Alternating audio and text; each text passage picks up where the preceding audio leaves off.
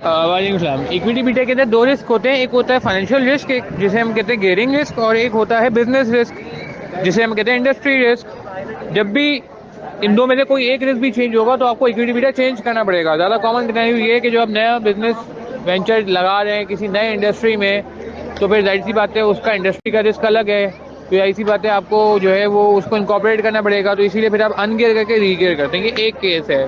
दूसरा केस ये है कि इंडस्ट्री आपकी चेंज नहीं हो रही है, आप एक नया प्रोजेक्ट लगा रहे हैं मगर उसकी वजह से आपकी गियरिंग चेंज हो रही है, डेट इक्विटी रेशियो चेंज हो रहा है। तो अगर डेट इक्विटी रेशियो चेंज हो रहा है तो इसका मतलब है कि आपका फाइनेंशियल रिस्क चेंज हो रहा है। लेट्स से गियरिंग बढ़ रही है, तो अगर गियरिंग बढ़ रही है तो इसका मतलब है ये भी एक मसला है। अगर गियरिंग बढ़ रही है तो फाइनेंशियल रिस्क बढ़ रहा है, फाइनेंशियल रिस्क बढ़ रहा है तो आपका जो रिस्क है बढ़ने की वजह से कहीं बढ़ना चाहिए। तो अगेन आपको फिर अनगियर करना होगा पुराने गियरिंग रेशियो के हिसाब से, डेट इक्विटी के हिसाब से, और रीगियर करना होगा नए के हिसाब से। ये मिसकॉन्सेप्शन है कि सिर्फ अनगियर रीगियर उस वक्त करेंगे जब बिजनेस चेंज हो रही हो या नेचर चेंज हो रहा हो। नहीं नहीं नहीं, सिर्फ उस केस में नहीं, दूसरे केस में भी करना पड़ेगा।